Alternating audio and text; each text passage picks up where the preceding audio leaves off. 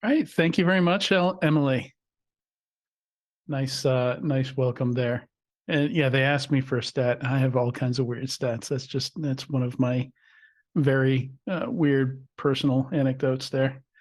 So avoiding bad stats, and this is very much a passionate presentation for me. It's something I can't avoid seeing. Every time I see a bad stat, it just glares out at me.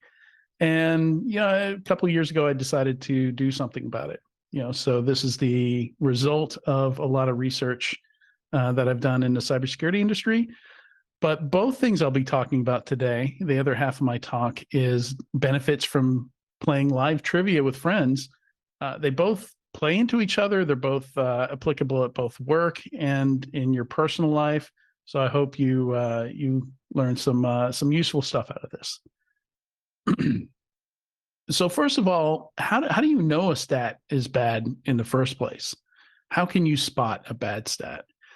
I think it's you're not always going to be able to spot a bad stat, but if it's in your industry, generally you're going to have some familiarity of what normal looks like, of what typical stats look like, and a bad stat will jump out at you. So you don't really have to go searching for it. It'll hit you, and you'll be like, "Huh, that's funny. That's that. I don't think that's true." and some people stop there, and they just continue reading on. And then other people like me latch onto it and decide not to sleep until they've figured out where that stat came from. If it's wrong, what the correct stat is. Somebody wrong on the internet leads to some sleepless nights for me. But hopefully you benefit from some of the research I've done here. So there are some red flags here. When it fits a narrative too perfectly, if it seems too good to be true, that's one of those ways that you can spot a bad stat. Stats based on impossible data. So just thinking about how the statistic works, you think, well, how would you, and we'll have an example that matches this kind of impossible data scenario. But the moment you start thinking about it, you start thinking, how would I gather the data to produce this stat? And you realize it's if not impossible, incredibly difficult. And maybe that starts you down this rabbit hole. And then, so bad stats, I'm not just talking about stats that are wrong. We're going to talk about different ways that stats can be bad. Like maybe the stat itself can be correct, but the use of it is wrong. It's taken out of context, used in the wrong context, or misunderstood by the person using it.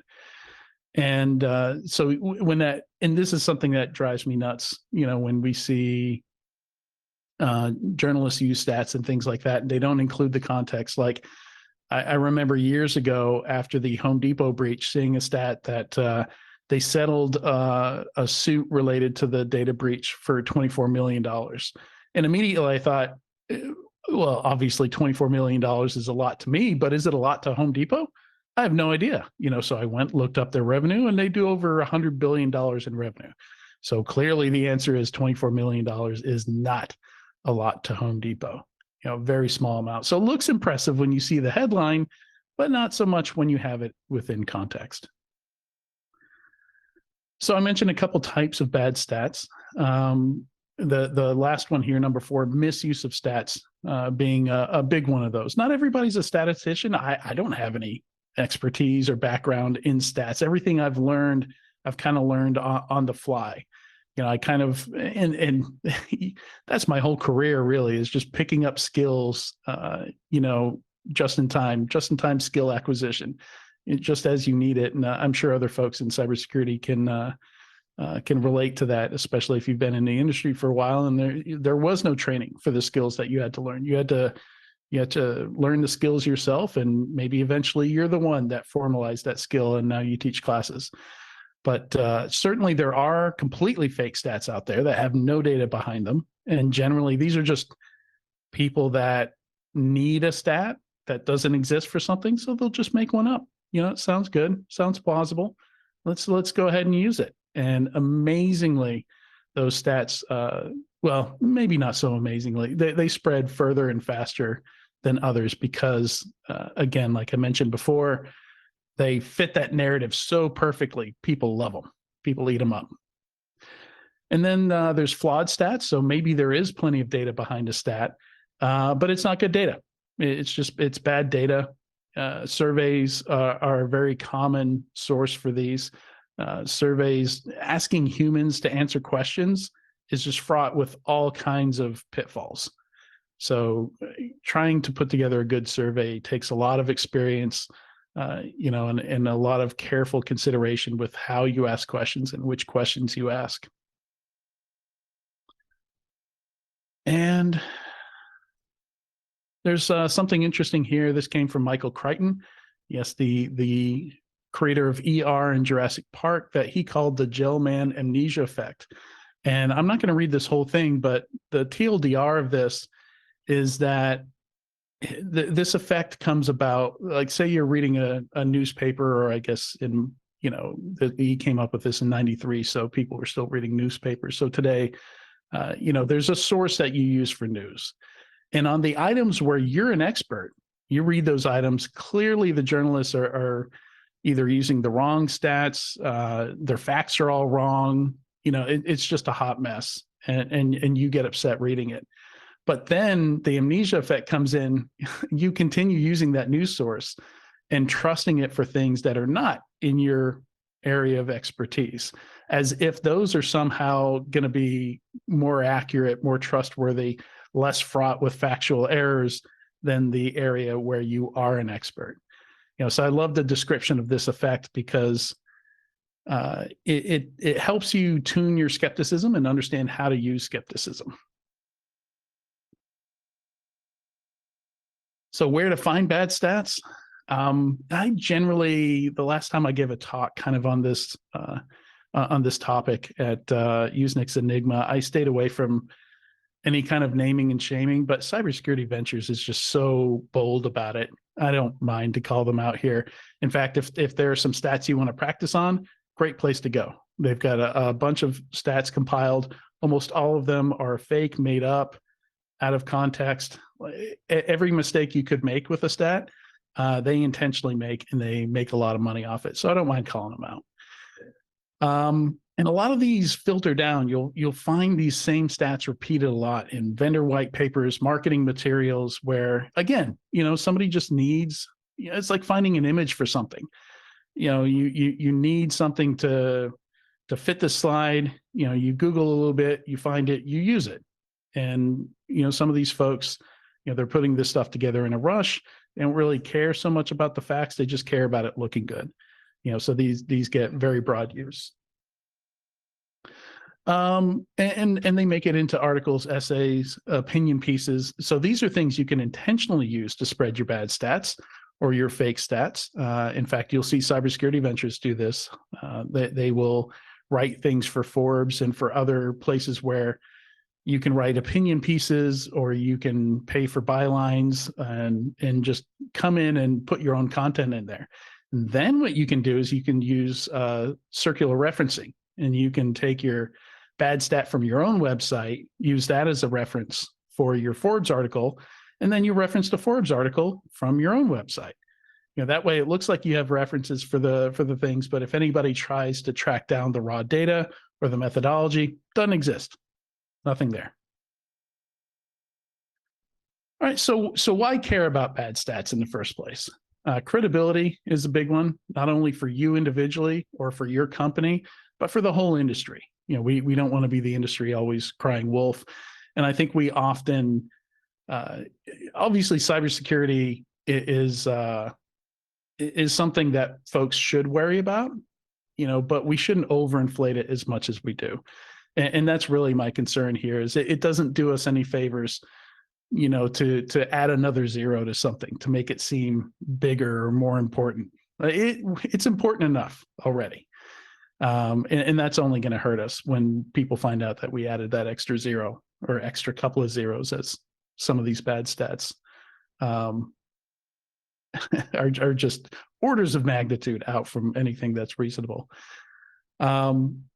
And when people believe this stuff, we can end up sending people down the wrong paths. wasting time. Security teams, and even at the federal level, we've seen a lot of these bad stats make it up to the federal level, where there are bills that pass in the U.S. government purely because of fake stats. Because the importance of something was overemphasized by that fake stat. And usually, finding the truth here is a great experience. You learn all kinds of stuff along the way.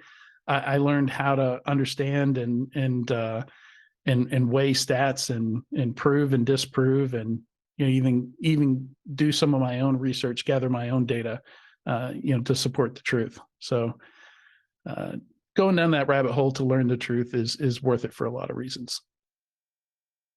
So let's jump into a few examples here. There's the infamous 60% of all small businesses go out of business within 6 months of a data breach.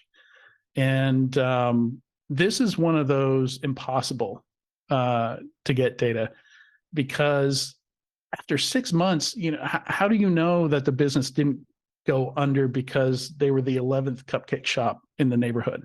How do you know that after 6 months it was the data breach that caused that business to go under? It's just not, it's not possible to separate all the different factors that could have impacted that business or could have led to that business failure. Also doesn't match normal. If 60% of all breached small businesses were going under, that would be thousands of, and I did go out and find the numbers here, at least in the US, that would be thousands of small businesses every year. It would just overwhelm the news. It would, there'd be a much stronger response than there actually is. And when we investigate, again, with this one, there's no data behind it. I was able to finally trace it back to somebody who also researched it earlier and traced it back to a single individual. And it was one of these cases where it sounded good, so they said it and they keep saying it. So this bad stat emerged in 2011, and the person who made it up is still using it today. And they make money off of using it. And so without evidence, I started to gather information. I was curious, like, how many businesses do go under as a result of a data breach? And I found 23. And that's not 23 last year, that's 23 in all time. Absolutely, there probably could be more than that, maybe 5 or 10 more at the most that I missed. But this is something I've been researching for about 7 years now. And I've a lot of other people, the community has helped me gather these. And I don't think there are thousands out there that I'm missing here. And yeah, all it took was there was a collaboration between Symantec and StaySafeOnline.org, which is part of the National Security Alliance. They used this stat because they interviewed the person who made it up. Months later, they realized it wasn't a true stat. They pulled it, and every couple of years, maybe even every year, they post an article saying, hey, not a real stat, don't use it. Excuse me for a moment. But it doesn't help. It's already out there. It's spread so many places. This is one of the stats that led to, justify a bill passing in Congress. And it's just, once it's out there, it's really hard to kill. And this is the guy, Joseph Marks, who is over, I don't know if he's still at, what was the name? NextGov is the name of the outlet that he worked for. And he did some great investigative journalism here and tracked it down to a single individual who's still using it. And yeah, basically what I was saying, it's everywhere. It's and it's still going to continue to be everywhere. Cybersecurity Ventures, it's one of the top ones that they like to use now. Yeah, it just keeps spreading.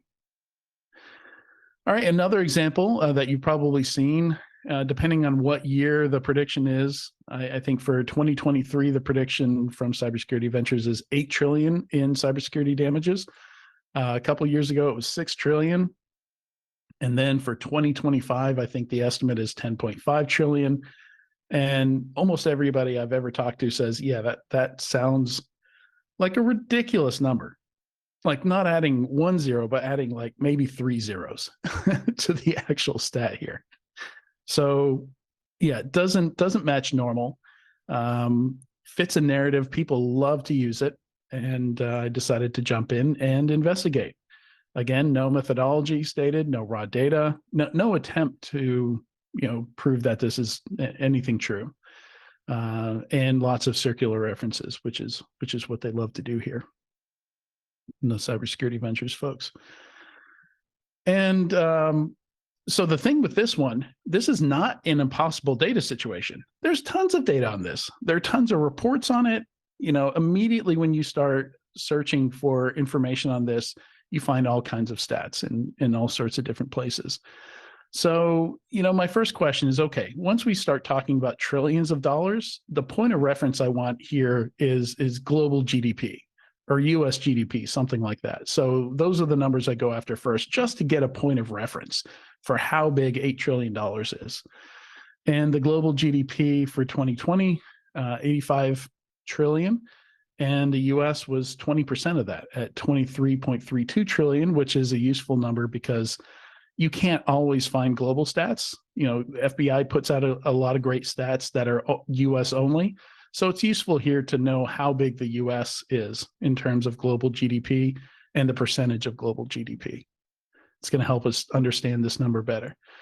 So this kind of walks you through my thinking.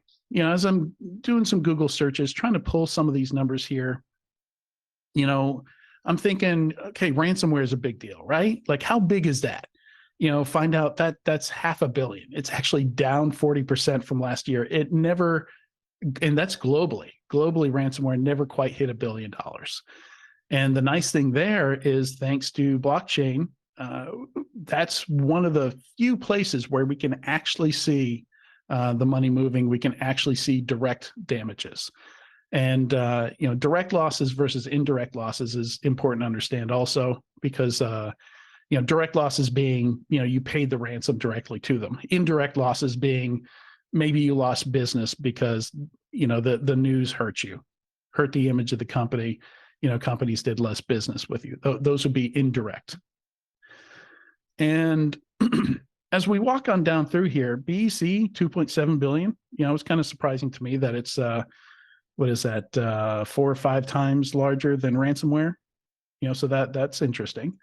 And even global business email compromise and business email compromises, if you're not aware, that's when you send an email, a bad party sends an email to someone, says, hey, I'm your supply chain partner, and we change our banking details, and they get you to transfer millions of dollars to the bad guy's account. And you look at total cybercrime losses for the US, 10.3 billion.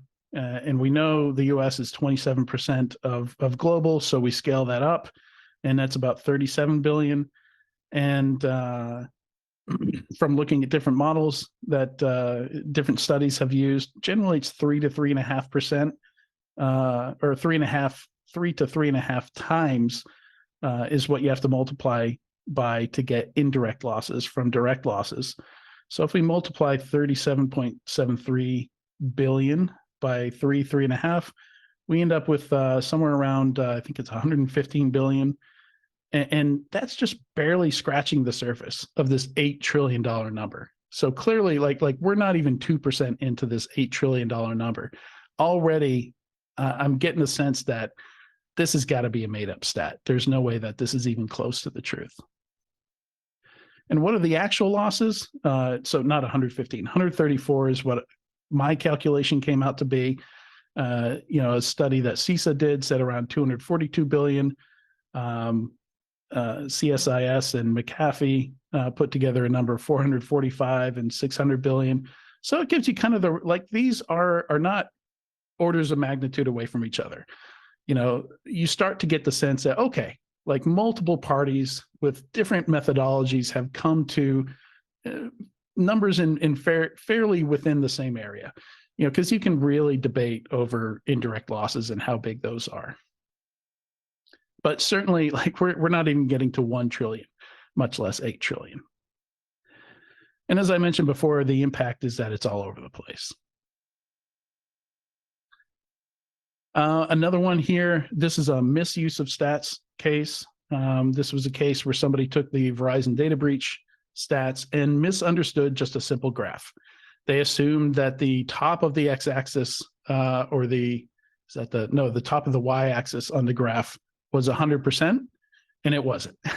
The graph was because the lines didn't reach anywhere near 100%. The graph actually went to, I think, maybe 35% or something like that. And because the malware line was near the top of the graph, they said, it looks like 90%. And it was actually 15%. Whoops. And so kind of a bit of a cautionary tale here. Like I didn't mind calling them out publicly. And to answer the question, bullet point number 3, I think it's okay to call somebody out publicly. If they're using a bad stat publicly, they've already gone public with it.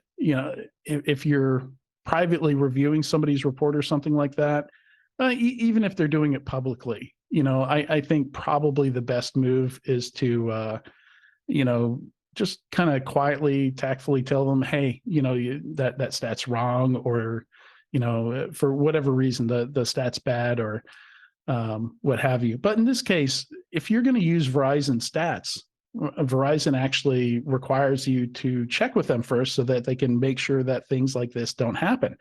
And in fact, that's how I know what the actual percentage was, is I DM'd somebody on Twitter on the Verizon team, and they came back and told me, no, that's wrong. Here's the raw data. And they sent me the raw data. And that whole process took like 40 minutes while I'm standing here in the expo at Black Hat looking at this stat being misused. So yeah, go through proper channels. If you're going to use somebody else's stats, make sure you got it right, especially if you're not an expert with stats. It just takes asking somebody's help. Of course, maybe you don't use a stat because then it's not 90% like you thought it was.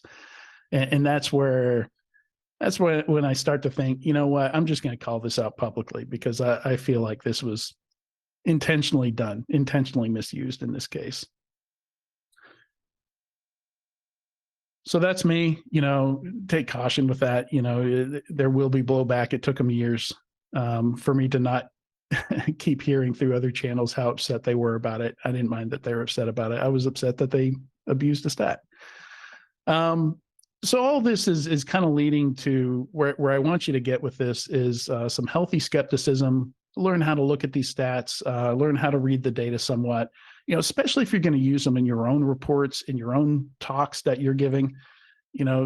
Let's just make sure we're using real data. If you don't have the skills to assess it yourself, like I said, it took me 45, 50 minutes of just DMing somebody on Twitter to get the help that I was asking for. People in our industry are really eager to help and reach out and help people understand things. So yeah, I think there's little excuse to get the wrong stat onto marketing material that you're going to use for 2 years, or in a keynote at a conference or something like that. All right, on to the second part of my talk here, which is somewhat related, because there's some cognitive biases that come into play here. I talk about, these marketing folks getting, hungry for these stats that kind of drive their product forward, or, really make their marketing materials pop. And that's a type of cognitive bias that, our brain gets excited and we skip the checking that we should do. It's hard to be skeptical when you're excited to see something when it fits perfectly into what you've been building, into the message that you've been crafting. And I think, this just occurred to me. I started playing trivia with friends a couple of years ago. Every Tuesday night, I look forward to it. It's something that gets me out from in front of the computer and, gets me out socially, gets me together with friends. And you don't even have to do it with the team. If you, the kind of person who's more solitary, when you go out to a bar or to a restaurant or something like that, I see plenty of people playing trivia solo, so you can do that as well. And it's I look forward to it every week. It's a lot of fun and it's very humbling, which is why I'm bringing it up today. Is I think it's a great opportunity to kind of hone your awareness of different biases, especially in your own thinking.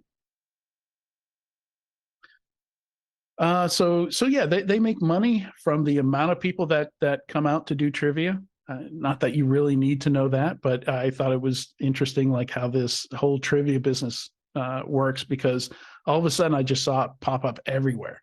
There's a group called Knox Trivia Guys, which was in the screenshot here, and they do trivia at like 30, 40, 50 different restaurants and bars in the Knoxville area.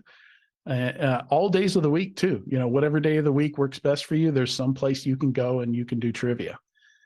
And I was just interested, like what's the business model here? But the rules are pretty basic. Obviously, you have to put away your phones if you're doing trivia. I've seen teams accused of Google fingers, what they call Google fingers. Like, somebody forgot they weren't allowed to have their phone out and had their phone out. Are they cheating? Are they, just replying to a text from their friend? Who knows? But, cheating happens. I don't know if there's much you can do about that. I just don't worry about it. We've never cheated. And I can vouch for that myself. The whole team, about half the team are from the cybersecurity world and are, the type of people that would first die than cheat on trivia. Like, integrity is really, really important. And, every now and then somebody pulls out their phone because it's just a response. Something buzzes on their wrist, they pull out their phone, and the other team members shout them down. Put that away. Because you're supposed to get disqualified if you pull out your phone. That rarely happens, but yeah, we don't worry about it. We've come in first, second, and third in the past few months. At the same time, people are telling us that everybody else is cheating. So we still win. So I don't worry about it. And so if you really want to win, and you're thinking about how to put together your team, thinking about all the people there's definitely certain people you want on your team. Don't travel in time and kidnap people to win trivia. But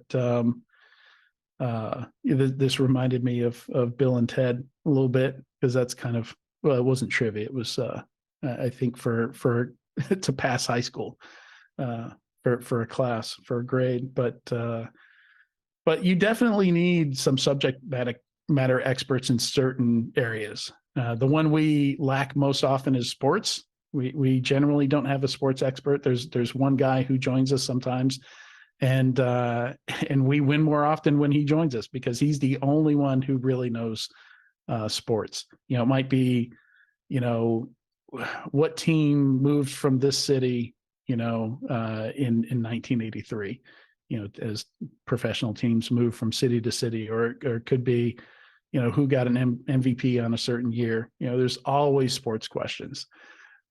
Geography, always geography questions, always movie questions. Often there's a question where they give you 3 different movies. What actor was in all 3 of these movies? And like, the actor might be a lead role in one, but they might have, like a tiny cameo in another that you don't even remember. So these can be really tricky if you don't have a movie buff on your team. Definitely history questions as well. There's probably other areas that I've missed here, but these pop up a lot. There's usually a this day in history question. I started using ChatGPT to tell me interesting things that happened on this day in history, and it's actually worked for me. Every single time I've asked ChatGPT for 10 examples of things that happened on this day in history, we've gotten that question right because of ChatGPT. The interesting thing is it's maybe 50% of what it tells you are actual facts, and the rest are just like made up. ChatGPT just makes it up. Like I'm sure it's not making it up on purpose, but it's just misinterpreting the information it has, and it gives you the wrong answer for some of those. So it doesn't matter to me as long as one of the 10 things it tells me is the right answer for the question, we'll get it right. But certainly if you're using ChatGPT for other uses, don't trust anything that it says is a fact. And there's a bonus question. So the strategy around the bonus question is, we might be tied for first place or something like that when the bonus question comes up. And, if it's a bunch of teams that are regulars, there's a better chance that everybody's going to bet all their points. And if everybody gets it right and we don't bet any points, we're going to lose. But if we think everybody's going to get the bonus question wrong, we can bet 0 points and win by just not playing, by not betting any points on the bonus question. So there's definitely some strategy there, and it's always fun. I've met people who have actual formulas that they use to try to, to gain the bonus question. I don't think it works. It's just one of those things where you more have to socially look around, and you don't know what that bonus question is going to be. They'll tell you the category. They'll tell you like it's geography, but sometimes it's really easy and every single team gets the bonus question right.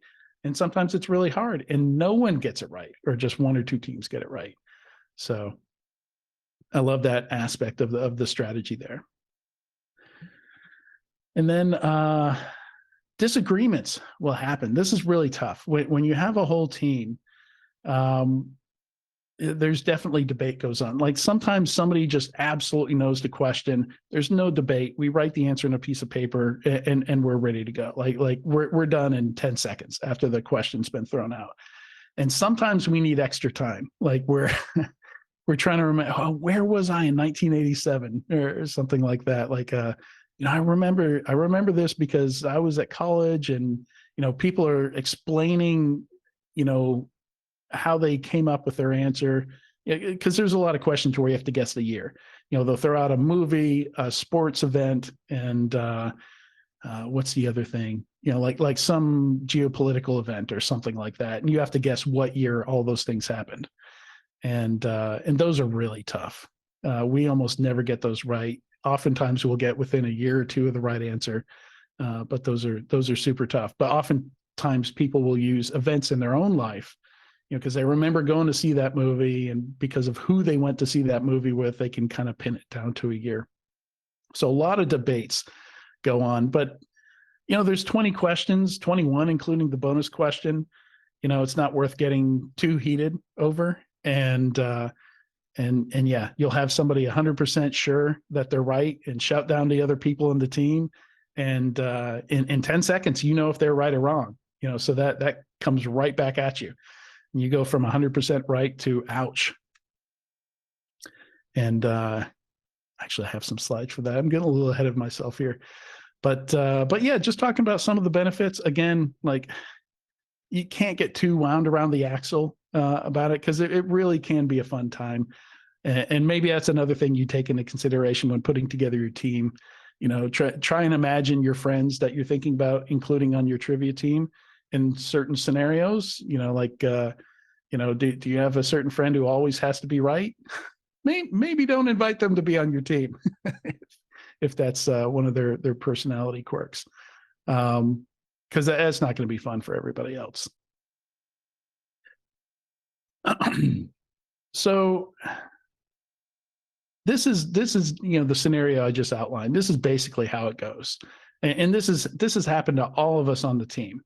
Just 100% sure we know the right answer to something, and we turn it in. Turns out we were way off base, and it's just really, I mentioned at the beginning, this can be really humbling, and this is just one of those cases where it's just absolutely the the most humbling thing ever.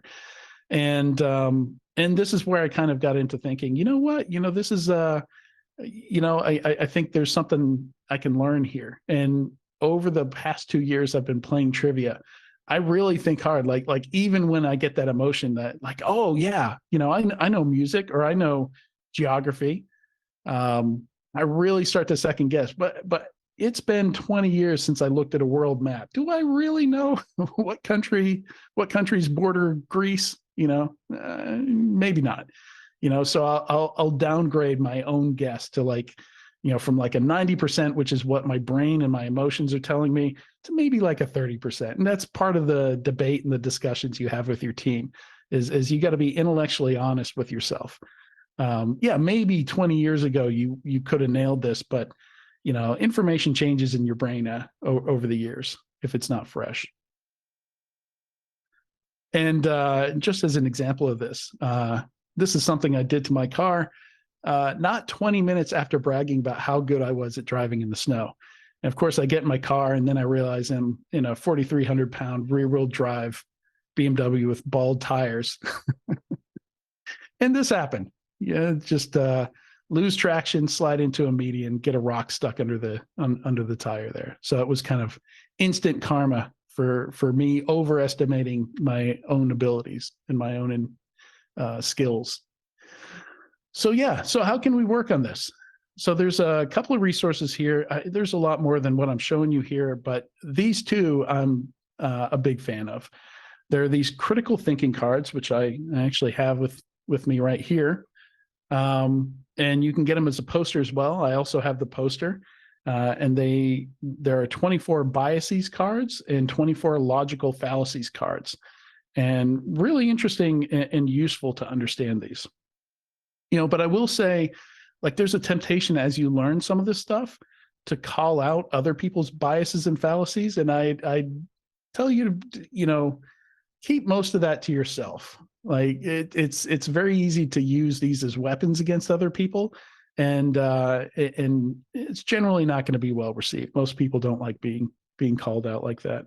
And some of these biases can apply to you using the bias cards too. You can definitely, after reading about some of these, start seeing some of these biases where they actually don't exist.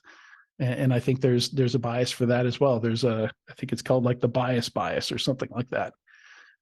That's actually in the deck. So you have to be aware of that as well. And then You Are Not So Smart is a podcast. It's a blog that's been going on for like 15 years. The guy eventually took a lot of his blog material, turned it into a book. So you can just go to the website, read it for free, or you can grab the book. But the book, each chapter of the book is a different kind of cognitive bias pitfall. And he's got great examples. It's hilarious, totally worth jumping into. And I think at this point, maybe we've got a couple minutes left. Or am I out of time? I could take some questions, or I just have a few biases here, but I'm basically at the end here. You have a couple of minutes and a couple of questions. Yeah, let's take some questions. Our first question hopped in on the chat. What can we do to counter these fake conclusions like the 60% stat? And, is there anything we can do to help cut them down? Why do they stick around? Yeah, so they stick around. I think that's confirmation bias. They just fit in really well. And I mean, take a salesperson. One of the first slides that they show a customer, there's a problem statement part of a deck when you're trying to sell somebody on something, at least with enterprise cybersecurity. And say they've been using that fake stat for 5 years, that's always been in their deck. Like it's disorienting to be told that you can't use that anymore. And that's a fake stat, like all of a sudden there's 5,000 people you have to apologize to. Like that's a lot to take in. So I think the way to do it, if your company is doing that, or if another company is doing that, I think it's really helpful to have a replacement stat ready for them, so that you're not just pulling the rug out from under them. You're pulling the rug out, but then handing them another rug. I don't know if that metaphor works well, but yeah, I try to, because I know how devastating it's going to feel to them. So I try to have something positive for them as I'm giving them that negative news. Awesome. Thank you. Next question. Do you think a formal education in statistics, like a Stats 101 course, is helpful? Or is this more a matter of media literacy, et cetera, to detect and combat these biases?